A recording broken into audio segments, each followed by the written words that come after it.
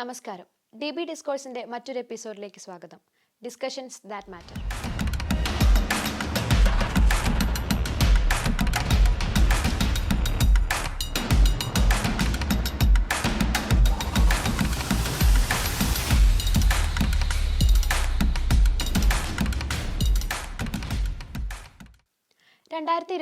എന്ന വർഷം ഫൈനൽ ലാപ്പിലേക്ക് എത്തിക്കൊണ്ടിരിക്കുകയാണ്. വർഷം പൂർത്തിയാവാൻ ഇനി ഏതാനും ദിവസങ്ങൾ മാത്രമേ ബാക്കിയുള്ളൂ.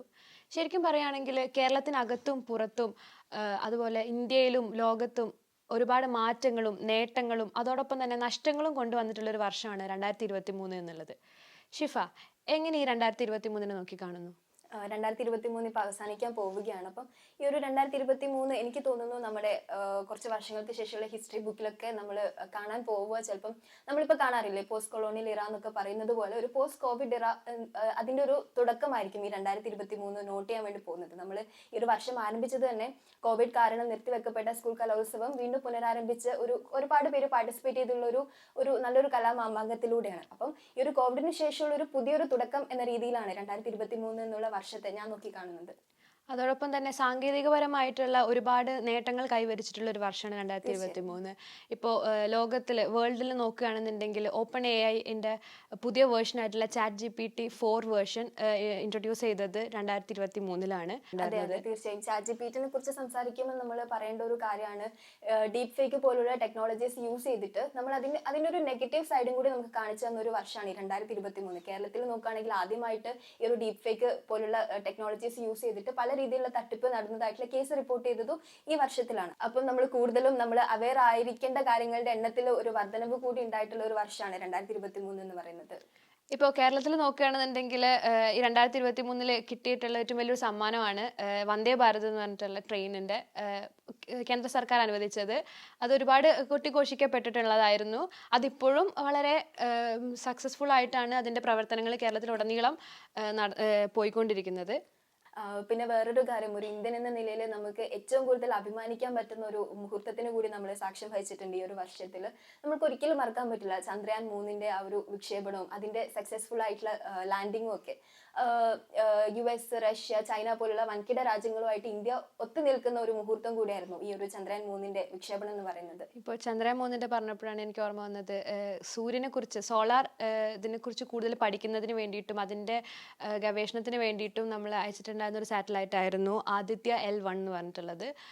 അതും ഇതുപോലെ തന്നെ നമ്മൾ മറ്റ് രാജ്യങ്ങളെ വെച്ച് നോക്കുമ്പോൾ ഇന്ത്യക്ക് തന്നെ ഒരു വളരെ വലിയൊരു നേട്ടമാണ്, അഭിമാനിക്കാൻ പറ്റുന്ന ഒരു നേട്ടമാണ് അത്.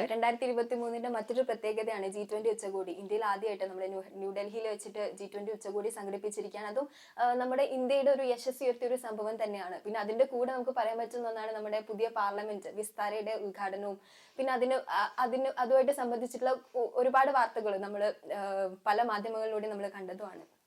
ഒരുപാട് നേട്ടങ്ങൾ സംഭവിച്ചിട്ടുണ്ടെങ്കിലും 2023 എനിക്ക് തോന്നുന്നു ഏറെ കുറയും സംഭവിച്ചിട്ടുള്ളത് നഷ്ടങ്ങളാണ്. അതിൻ്റെ ഇപ്പോൾ കേരളത്തിൽ നോക്കുകയാണെന്നുണ്ടെങ്കിൽ ഇപ്പോൾ ബ്രഹ്മപുരം മാലിന്യ ദുരന്തത്തിലൂടെയാണ് അതിൻ്റെ ഒരു തുടക്കം ആയിട്ടുള്ളത്.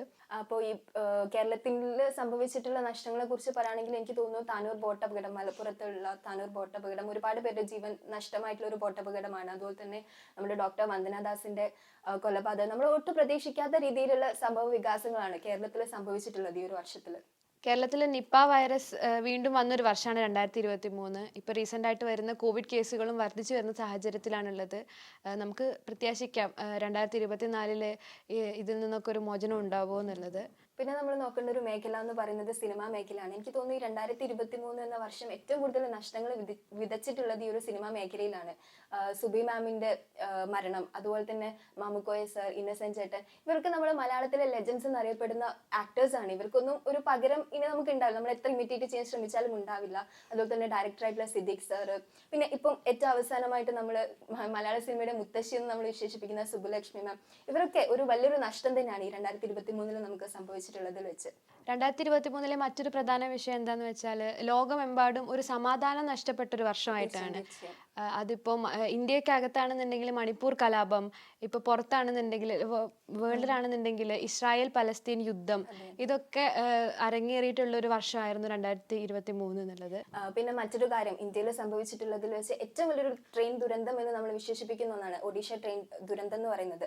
അപ്പം ഒരുപാട് പേരുടെ ജീവൻ നഷ്ടമായിട്ടുള്ള, നമ്മളെല്ലാവരും ഭയങ്കര ഞെട്ടലോടെ നോക്കിക്കണ്ട ഒരു വാർത്തയായിരുന്നു ഒഡീഷ ട്രെയിൻ ദുരന്തം എന്ന് പറയുന്നത്. അപ്പൊ ഇതൊക്കെ ഒരു 2023 എന്ന വർഷത്തിൽ സംഭവിച്ചിട്ടുള്ള പ്രധാനപ്പെട്ട സംഭവങ്ങളിലും പെട്ട ഒന്നാണ്. ഇപ്പോൾ ഒഡീഷയിലെ ട്രെയിൻ ദുരന്തം പറഞ്ഞതുപോലെ തന്നെ കേരളത്തിനകത്തും ഇതുപോലെ നമ്മൾ ഇതുവരെ കേൾക്കാത്ത തരത്തിലുള്ള ഒരു ആക്രമണം നടന്നിട്ടുള്ള ഒരു വർഷമാണ് 2023 എന്ന് പറഞ്ഞത്. ഇലത്തൂർ ട്രെയിനിൽ തീവച്ച കേസ്, ഇതുവരെ നമ്മളൊരു ആരും കേൾക്കാത്ത തരത്തിലുള്ള ഒരു അറ്റാക്ക് ആയിരുന്നു അത്. അതുപോലെ തന്നെയാണ് നമ്മൾ ആരും കേൾക്കാത്ത തരത്തിലുള്ള ഒരു കുട്ടിയെ തട്ടിക്കൊണ്ടുപോയ കേസ്. ഇതൊക്കെ നമുക്ക് ഈ 2023 എന്ന വർഷത്തിൽ ഒരു പുതിയൊരു കാര്യമാണ്. നമ്മൾ ഇതുവരെ കാണാത്തതും കേൾക്കാത്തതുമായിട്ടുള്ള സംഭവങ്ങളാണ് ഈ ഒരു വർഷത്തിൽ സംഭവിച്ചിട്ടുള്ളത്. ഇതുപോലെ കേരള ജനതയെ ഞെട്ടിച്ച മറ്റൊരു സംഭവമായിരുന്നു ആലുവയിലെ 6 വയസ്സുകാരി ചാന്ദിനിയുടെ കൊലപാതകം. അതിന് ഒരു പ്രത്യാശ എന്ന നിലയിലായിരുന്നു കഴിഞ്ഞ നവംബർ 14 ഒരു വിധി വന്നത്, അതുമായി ബന്ധപ്പെട്ടൊരു വിധി വന്നിട്ടുണ്ടായിരുന്നത്. പിന്നെ കേരള രാഷ്ട്രീയത്തിലും ഒരുപാട് നഷ്ടങ്ങൾ സമ്മാനിച്ച ഒരു വർഷമാണ് 2023. നമുക്കറിയാം, നമ്മുടെ മുൻ മുഖ്യമന്ത്രി ആയിരുന്ന ഉമ്മൻചാണ്ടി സർ, അതുപോലെ തന്നെ CPI സംസ്ഥാന സെക്രട്ടറി ആയിരുന്ന കാനം രാജേന്ദ്രൻ സർ, ഇവരൊക്കെ നമ്മളെ വിട്ടുപിരിഞ്ഞ ഒരു വർഷമാണ് 2023. അതുപോലെ തന്നെ 2023 മറ്റൊരു പ്രധാന വിഷയമായിരുന്നു ചെന്നൈയിലെ വെള്ളപ്പൊക്കം. കേരളത്തിലും അതേസമയം ചില സ്ഥലങ്ങളിലൊക്കെ സമാനമായിട്ടുള്ള ബുദ്ധിമുട്ടുകളൊക്കെ നേരിട്ടിട്ടുണ്ടായിരുന്നു. പിന്നെ മറ്റൊരു കാര്യം, നമ്മുടെ ഇന്ത്യ ആതിഥേയത്വം വഹിച്ച ക്രിക്കറ്റ് വേൾഡ് കപ്പാണ്. നമ്മൾ ഏറെ പ്രതീക്ഷയോടെ കാത്തിരുന്ന ഒരു മത്സരമായിരുന്നു അത്. കാരണം എല്ലാ കളികളിലും ഇന്ത്യ മികച്ച വിജയം കൈവരിച്ചിട്ടും ഫൈനലിൽ എത്തിയപ്പോൾ എന്താണെന്ന് അറിയില്ല, ഇന്ത്യക്ക് ഒരു ചുവടെ പിഴച്ച ഒരു മാച്ചായിരുന്നു അത്. അപ്പം അത് നമ്മൾ എന്നും ഓർത്തിരിക്കുന്ന ഒരു ക്രിക്കറ്റ് വേൾഡ് കപ്പാണ് ഈ 2023 നടന്നിട്ടുള്ളത്. അതുപോലെ തന്നെ 2023 ഓർമ്മിപ്പിക്കുന്ന മറ്റൊരു സംഭവമാണ് കേരളത്തിൽ നടന്ന നവകേരള സദസ്സ്. തീർച്ചയായും. അപ്പോൾ ഒരുപാട് സംഭവ വികാസങ്ങൾ നടന്നിട്ടുള്ള ഒരു വർഷമാണ് 2024. നമുക്കേറെ സന്തോഷം നൽകുന്നതും ദുഃഖിപ്പിക്കുന്നതുമായിട്ടുള്ള ഒരുപാട് സംഭവങ്ങൾ നടന്നിട്ടുണ്ട്. അപ്പം 2024 ഏറെ പ്രതീക്ഷയോടെയാണ് നമ്മൾ നോക്കിക്കാണുന്നത്. കൂടുതൽ സന്തോഷവും സമൃദ്ധിയും സമാധാനവും ഉള്ള ഒരു വർഷമാവട്ടെ 2024. DB ഡിസ്കോഴ്സിന്റെ എല്ലാ പ്രേക്ഷകർക്കും പുതുവത്സര ആശംസകൾ നേരുന്നു. മറ്റൊരു എപ്പിസോഡുമായി DB ഡിസ്കോഴ്സിൽ വീണ്ടും കാണാം.